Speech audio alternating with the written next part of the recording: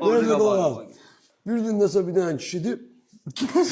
Sağ ol. Hamdan açıldı. Nəsə kənd təsərrüfatı, nəsə gəlir bir dənə ucqar bir kəndin başına gəlir, nəsə yoxlamadır da, başa düşdüm. Gəlir bir dənə çobandı, mal qarası zadı, kalam nəsə bunun şeyləri zadlar var, heyvanatları var. Gəlir yaxınlaşır. Salam aleyküm çoban qardaş, aleyküm salam. Ha bu nətər bir qulluq eləyirsən bu qoyun quzuna nə bilim nəyəsə da. Deyir, hə bir sən nətər baxıram. Hər şey yüksək səviyyədə nə bilim.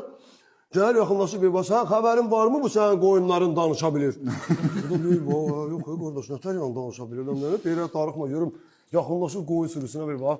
Salam aleyküm ay qoyunlar. Oradan hamısı bir bax, aleyküm salam. Adam kimi başlayır danışmağa. Deyirəm, bu çoban nətərdir, sizə qulluq eləyirmi? Otdan, yoncadan, zaddan. Deyirlə gözəl qulluq eləyir, sağ olsun, Allah onun canını sağ eləsin. Adam kimi qoyunlar danışır, çoban ağzı açıq qalıb. Eləyib ki, bunlar söhbətlər, bunlar mənim tüm söhbətlərimi bilir də, başa düşdüm, danışa bilir, amma demirlər işte.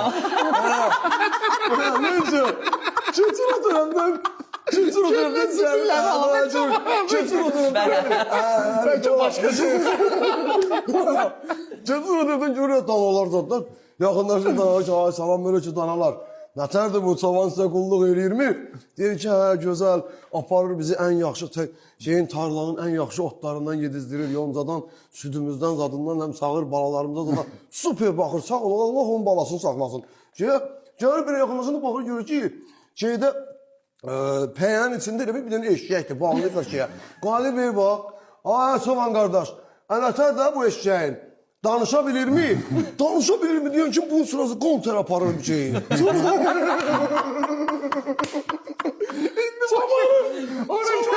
Koyunlarla normaldir.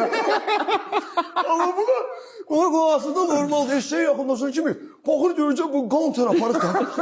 Beni belirleyip qadiçə nətərdir? Ay Soğan qardaş, eşeğin danışa bilirmi?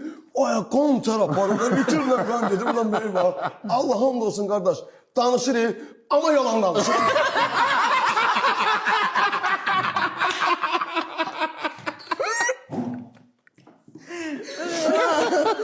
Korkursa diyecek. Diyecek ben Arif değilim.